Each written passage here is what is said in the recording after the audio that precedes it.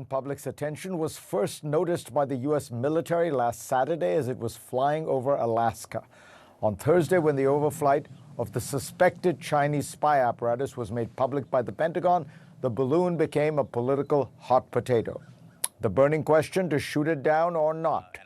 The answer came Saturday afternoon when some of America's most powerful stealth fighters, F-22s, met the balloon off the coast of the Carolinas and took it down with a single Sidewinder missile. China's foreign ministry responded with a statement expressing strong dissatisfaction and protest. A day earlier, Secretary of State Tony Blinken had postponed a planned trip to China. Joining me now to talk about all this is Phil Mudd, who had top roles in both the CIA and the FBI. Phil, welcome. What do you make of this incident? Boy, on a scale of 1 to 10 on national security issues, I'll politely, Fareed, give it about a 2.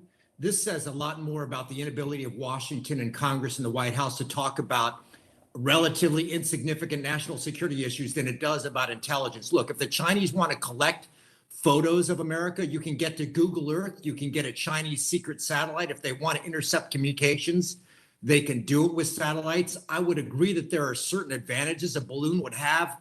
But Fareed, we twisted ourselves around a balloon for days in Washington, D.C., and the Secretary of State canceled the trip for a balloon. Give me a break. This is a 2 on a scale of 1 to 10.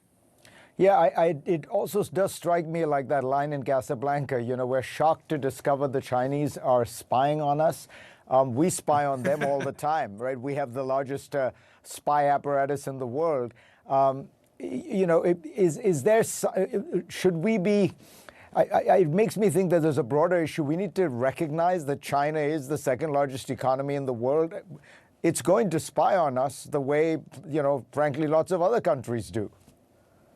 Well, I think what we need to recognize is that typically in the past, you go back 20, 30, 40, 50 years, when there are conversations in the Congress with the White House, politics stops at the shores. The conversation here should not be about a potential threat to China. The FBI should be able to evaluate what that balloon collected, but I'd be surprised if it's incredibly sensitive. The conversation should be, why can't the White House sit down with Congress for 10 minutes and say, look, what are we going to do about this? And why can't the White House simply say we're going to shoot it down, which they might have done? I would say one more thing, which hasn't been discussed. There's an interesting opportunity that I'm sure the Chinese didn't anticipate, and that is, how can they think in the future about doing things like balloons that distract America in terms of national security issues? I think it's a really interesting opportunity for the Chinese to evaluate the American political response, Fareed. What you seem to be implying, Phil, is that you think that the administration acted as it did because they felt pressure not from the Chinese, but really from Kevin McCarthy and Ted Cruz and Marco Rubio. I think in the end, they would have shot it down anyway. What I'm saying is, along the way, instead of all the front page news about Republicans suggesting that the White House was weak on this, the two sides should have just spoken. I think there's an opportunity in letting the balloon go. For example, I'm sure the intel guys were trying to collect on how that balloon was communicating back to China and what the balloon was collecting on. But eventually, when you shoot it down, you should be able to look at things like the optics and their interception equipment on the balloon to figure out what the Chinese are up to. I just don't think it's a big deal. I think the political issue is more interesting.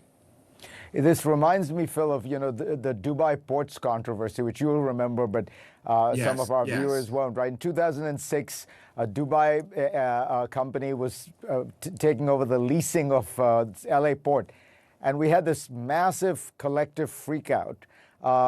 Didn't allow it to happen. And of course, meanwhile, by the way, people probably don't know, but the Port of Delaware is currently run by another Dubai company. It feels like a spasm that goes through the system. It does. I think, as a bit of an aside, one of the reasons that you're getting that in this case is simply because in terms of U.S. media, you have a visual. Americans can look up and see a balloon.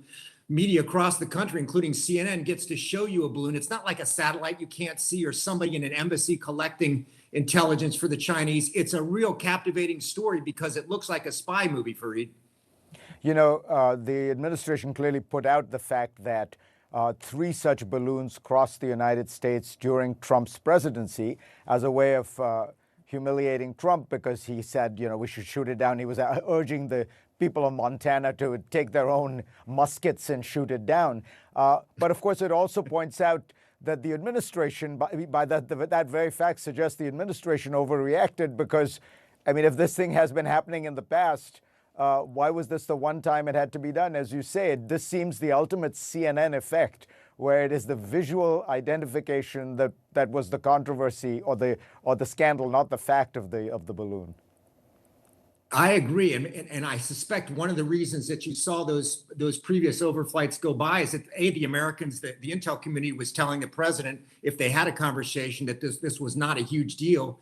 But as I said earlier, I would see this as an opportunity for the Americans, which most people aren't talking about. When that balloon is up, obviously it's communicating back to China. It's not only communicating data, it's communicating a sense of what the Chinese are collecting on and therefore what they're interested in.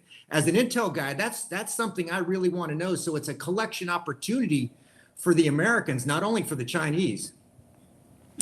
Always so interesting to talk to you, Phil. Thank you so much. Thank you. See you. Next on GPS, America's unemployment rate has not been this low since 1969, the year of Woodstock and the moon landing.